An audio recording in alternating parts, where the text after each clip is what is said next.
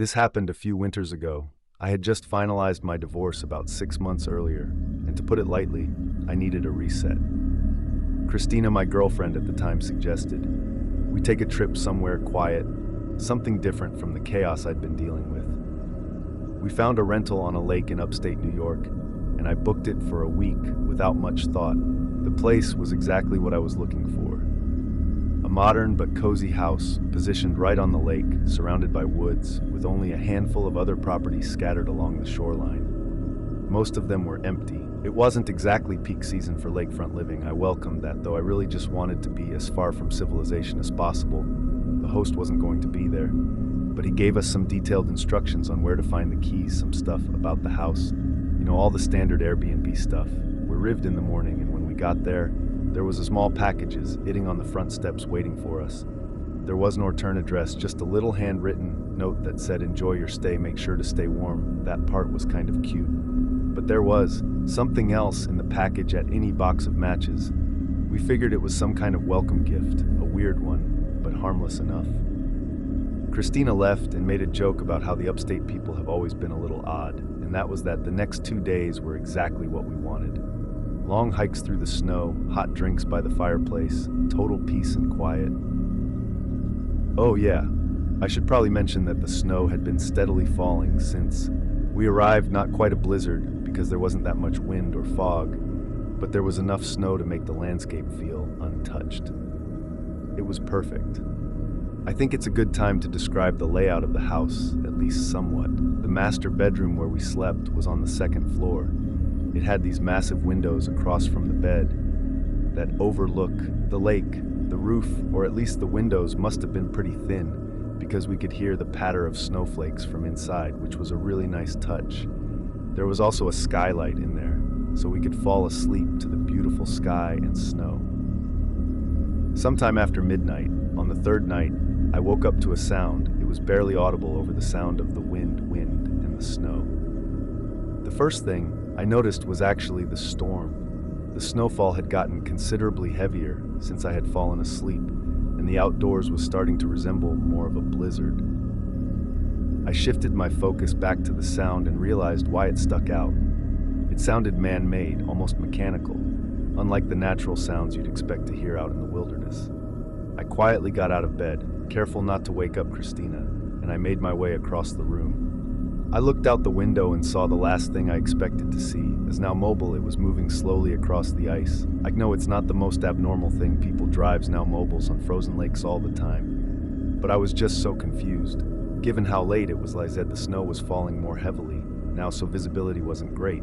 But I could still make out the shape. The driver was moving cautiously, like they weren't completely sure about the ice, and then they just stopped emptily. I watched as the person climbed off and started waving their hands like they were in distress. It looked like they were shouting, but I couldn't make out what they were saying, to my horror.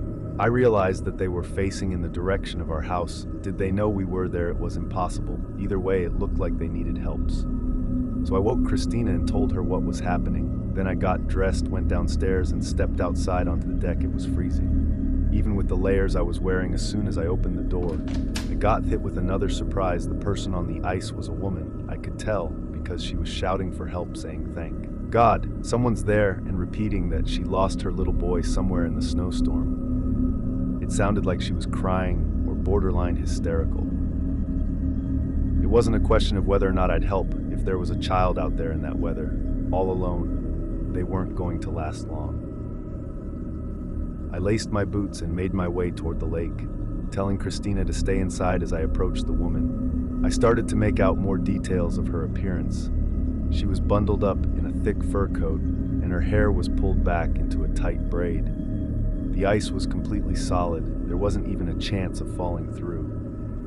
So I started to relax, knowing that it would have been impossible for that little boy to have fallen through. As I got closer, she started saying that he had run away from home and that she was looking for him. That statement gave me some pause. I had expected her to say something like he had fallen off her snowmobile and she hadn't noticed. And then I started to think about how ridiculous even that story was. How the hell do you not notice your own kid falling off a snowmobile? The adrenaline must have been clouding my judgment because I hadn't even thought about that.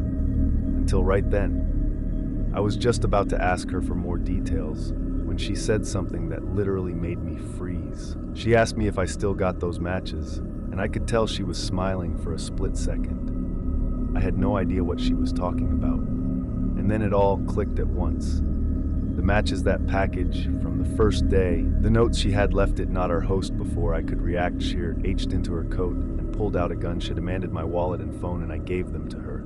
I had another choice. The whole interaction happened within the span of 30 seconds. Without another word, she climbed back onto the snowmobile and disappeared into the whiteout. She was speeding away.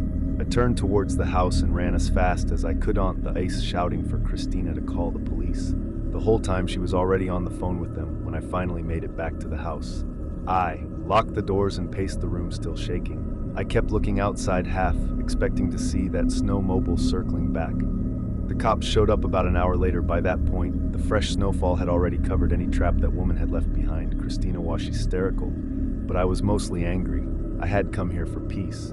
There was hope, though I couldn't think of a reliable way that woman had gotten her now mobile onto the lake. So I expected the police to at least find the vehicle abandoned somewhere. Unfortunately, I was wrong. The police searched the area and found an old boat ramp on the far side of the lake. Their best guess was that she had come from there. I was furious and insisted they keep looking, but they told me the same thing. I already knew there wasn't much they could do, even if she left something behind. They'd never find it in all the snow with Christina's help.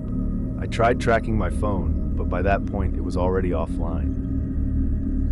The one good thing about the whole ordeal was that the Airbnb host refunded the entire trip.